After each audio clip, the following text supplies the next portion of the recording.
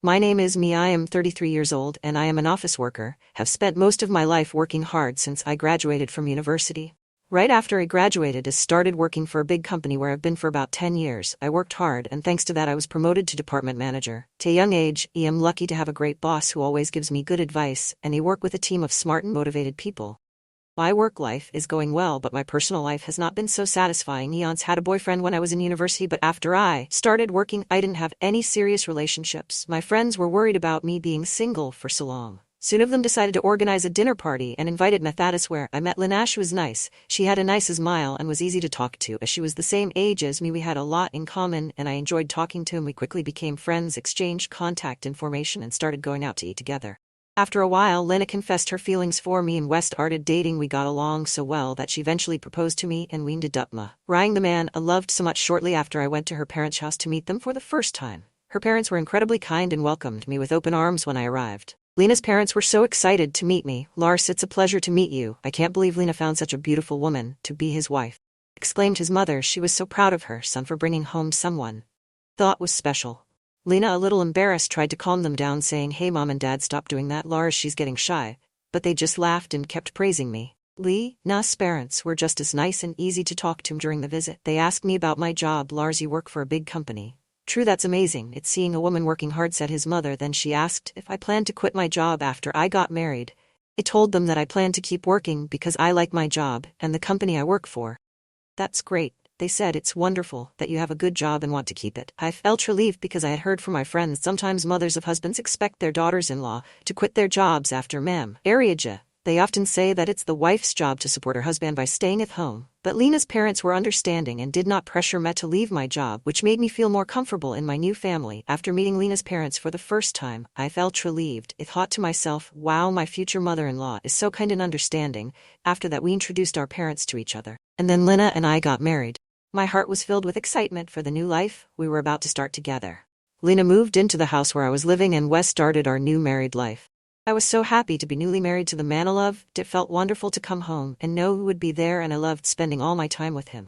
But then 6 months into our marriage, Lena told me she had something important to discuss us, that if I don't mind, he would like us to live with my parents. I was shocked and asked her what she meant living together. Lena explained, "Yes, they are getting older, and I'm starting to worry about them. I think it would be better if we lived with them to help." I could understand where Lena was coming from. My parents were about the same age as hers, but my brother and his wife were already living with them. So I didn't have to worry too much, but Lena was an only child, so it made sense that he would be worried about his parents. "So does this mean we will be living with your parents?" he asked him. "Yes, that's right," he replied, "but they don't have a spare room for us right now. They use all the rooms in the house for different things." I was confused, so I asked, "But what area are we going to stay?" Lena suggested, "I thought we could renovate my parents' house and make it into a two-family house, 2 families. I repeated, trying to understand. "Yes," she said, "it would be much cheaper than buying a new house. We could live in a beautiful, spacious house while still having our own private space." I thought about it, and it seemed like a good idea. My in-laws were very nice people, and if we had our own separate space, it wouldn't be so stressful. So I agreed, saying, "Yes, sounds good." Lena was delighted and said, "Seriously, thank you so much. My mom and dad will be so happy." Later, when my in-laws visited us, they were so grateful. Seeing how happy they were made me feel like I had made the right decision. I even thought that living in the same house might not be so bad after all. Soon after, Lena and I started planning the renovation of her parents' house. The cost would be around 200,000 pesos. And while we were discussing it, Lena suddenly said something that surprised me. "Lars, I have a favor to ask you," he said hesitantly. "Can you pay for the remodeling?" I was shocked and asked, "What you mean, or you want me to pay the full amount?" Lena looked uncomfortable and finally confessed, "We're actually in debt." I was completely shocked. Neither Lena nor her parents had mentioned anything about being in debt, neither when we were dating nor even after we got married. I asked, "How much debt are we talking about?" Lena replied, "Around 300,000 pesos. I couldn't believe it. I was expecting maybe a few thousand, but not that much. I ended up screaming. What Lena, it wasn't so bad at first, but the debt grew gradually. Although we have tried to pay it off, just keeps growing. My parents are already living on a pension. They can't help much." I was in shock, trying to process everything what he had just said. The situation was much more complicated than I had imagined. "I can't pay them as much as I would like," he said, "and the debt keeps growing." I was in a state of, I couldn't hide my surprise.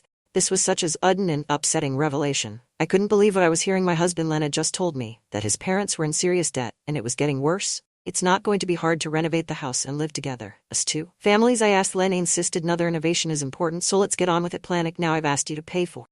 It's both their modeling and my parent.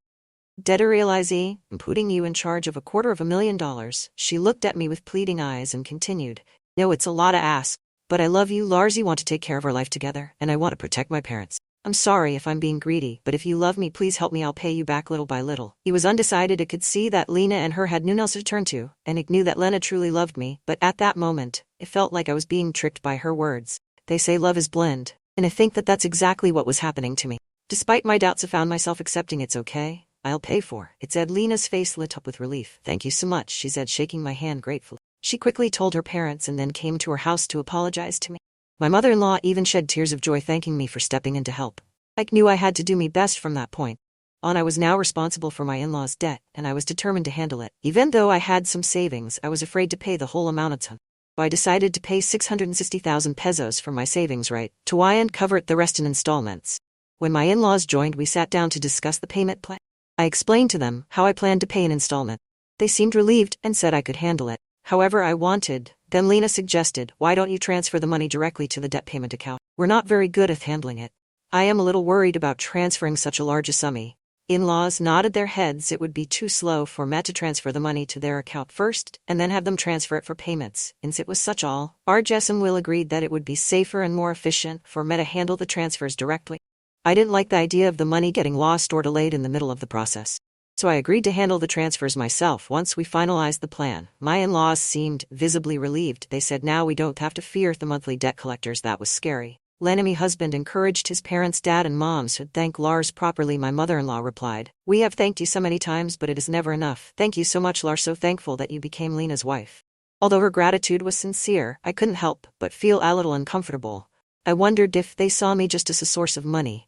Her words made me feel a little uncomfortable, but I reminded myself that I was doing this to support my dear husband and his family. With that in mind, I started making payments towards his debt at the same time. We remodeled the house, turning it into a beautiful two-family home. When their renovations were finished, we moved in together. The new house was spacious and beautiful, and my in-laws were delighted. Lena's eyes were shining with excitement seeing the finished house too. I enjoyed the new kitchen, which made cooking much more enjoyable. The new location was closer to work, which meant I had more free time as my commute was shorter. I used that extra time to study and improve myself. Even though I was busy working hard to pay off the debt, there was something that bothered me. My husband was not helping me at all with the payments. When we first talked about his parents' debt, the prom is set to help me pay it off, but over time he did not contribute a cent of his salary. When I asked him what his salary was and asked to see his pay stub, she stubbornly refused. I had no idea how much he earned, but it didn't seem fair that I was shouldering the entire burden alone. I worked tirelessly for about a year to make progress on the debt. One day my in-laws asked me how much we had left to pay. If a year has passed, there shouldn't be much left, right? They asked. I did a quick calculation and answered, we have managed to pay about 60,000 pesos this year, so there remaining balance is approximately 180,000 pesos. My in-laws were surprised that you had paid that amount. Lars, that's amazing. At this rate, I will have paid off the loan in about 3 years. Their surprise and praise made me feel a little better, but I still couldn't shake the feeling that something wasn't right, despite the progress we were making. The fact that Lena wasn't contributing was still weighing on my mind. I told myself that if I kept working hard, I could pay off the debt. My in-laws were so grateful that they even cried with happiness seeing the look that it made me feel like all the hard work was worth it. But a few days later, something unexpected happened. I had to work overtime that day, so I told my husband I would be at home. However, the work went easier than expected, and as many of us finish early, I was able to go home on time. I rushed home, thinking about surprising my husband, and made a dinner. As usual, when I opened the front door, I noticed my in-laws' shoes were there. Only mother-in-law and father-in-law are here. I assumed they had come for something important, so I headed towards the living room. As I approached, I heard my husband and in-law stalking. Their conversation made my heart sink. It was right to marry that woman, right? Lena, you did very well. My father-in-law said, I can't believe you managed to marry a woman with so much money. Lena replied, when I found out she works for a big company, I knew I had to be careful and earn it. My mother-in-law commented, oh, come on, you are one of the people who created that debt, but I am the one who spent the least. She defended herself. Lena, what are you talking about? She replied, how much did you spend on horse racing? Your gambling addiction is terrible. Every now and then I just have big wins, said Lena. Sometimes we were even in the black. How can you be in the black when you owe 300,000 pesos? But by my father-in-law. But at this rate we can get out of debt and get back in shape. That's great. And she even remodeled our house. You got a really good wife. Then to my horror, Lena said, well, I'm going to throw her away after I pay that. They all laughed together, completely oblivious to the fact that I was right outside the room listening. He was so stunned it couldn't move from the door. My mind was racing, trying to process what I had just heard. After a moment to manage to calm down, I decided to make a noise by slamming the door. and then knocked him home like nothing had happened. When I walked into the living room, my husband and in-laws greeted me with warm smiles. "Ollers, welcome home, good job today," they said, acting like they were still the kind and loving family I thought they were. "Well then let's get to our room, we will have dinner together soon," said my father-in-law. His gentle smiles terrified me because I had just heard his true feelings. My husband's smile that he used to find comforting now seemed like a mask hiding his betrayal. I was shocked and heartbroken, wondering what I had been doing all this time, trying so hard to pay off his debt. Lena, still pretending everything was normal, asked, "Didn't you say you had to work late today?" "Did you?" I replied, forcing a smile, but things ended sooner than expected inside. I was devastated, realizing that everything what I had been doing was based on lies and manipulation. I had been sacrificing so much for people who didn't truly care about me. I decided to rush home and cook dinner on time, pretending everything was normal. My husband wouldn't suspect anything, but as soon as she went to take a shower, I locked myself in my room and cried alone. I cried until I had no more tears left, and then I resolved to give my husband and my in-laws exactly what they deserved from that moment on. I began planning my next steps. I prepared for the divorce and made careful arrangements for my life after him. I knew I had to be patient and act like everything was okay while I put my plan in motion. For the next 3 months, I pretended to be happy and kept up appearances. Finally, when the time was right, I told my husband that I had paid his parents' debt. His eyes widened in surprise. "What have you paid?" "The 300,000 pesos. That was supposed to take 3 years. He smiled and explained, "I actually had some savings, but I was too afraid to pay it all off. Immediately started using a little of my salary and savings, and once the debt was below 200,000 pesetas, I decided to pay it in full." My husband was stunned. "I understand, I can prove it," Hest, clearly trying to hide his excitement. I handed him the bank book, and he saw that 180,000 pesos had been paid in one go. I tried to remain calm, but I could see how anxious he was to share the news with his parents. "Well, Lars, thanks, Ed, you are going to love this," he said, pretending to wipe his tears. But I knew we was just acting. Short, then my in-laws came full of gratitude.